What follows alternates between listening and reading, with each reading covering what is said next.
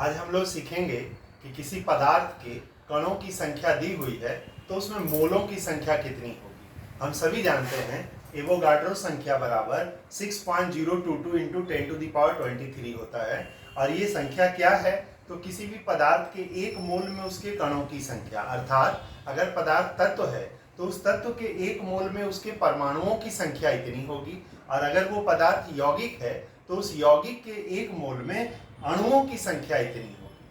अब आज हम निकालेंगे कि अगर हमें किसी तत्व के परमाणुओं की संख्या पता हो, किसी यौगिक के अणुओं की संख्या पता हो, तो उसमें मोल कितने होंगे, मोलों की संख्या कितनी होगी। उदाहरण के तौर पे हम लोग ले लें कि 12.044 इंटू 10⁻23 कार्बन परमाणु में मोलों की संख्या ज्ञात करनी है। मोलों की संख्या, तो मोलों की संख्या से ज्ञात करनी है, तो लिखेंगे दी गई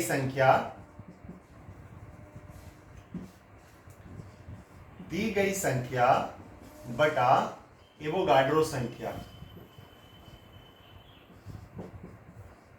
दी गई संख्या को एवोगाड्रो संख्या से भाग करेंगे। अब दी गई संख्या कितनी है? 12.044 इंटू 10⁻23, और एवोगाड्रो संख्या कितनी होती है? 6.022 इंटू 10⁻23। आप इसको कैंसिल करेंगे, इससे तो ये कट जाएगा 10⁻23, और इसका ये मल्टीपल होता है 2 टाइम्स, तो 2 मोल। ये आंसर हुआ 12.044 इंटू 10⁻23 कार्बन परमाणु अगर दिए जाएं तो उसमें मोलों की संख्या हुई 2।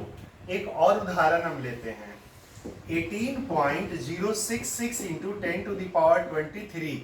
हम अगर इसको अणु ले लें, CO2 अणु, क्योंकि ये यौगिक है तो इसमें अणु होंगे, तो अणु में मोलों की संख्या, तो यहां भी वैसे ही करेंगे। दी गई संख्या बटा एवोगाड्रो संख्या। दी गई संख्या है 18.066 इंटू 10⁻23 बटा एवोगाड्रो संख्या 6.022 इंटू 10⁻23।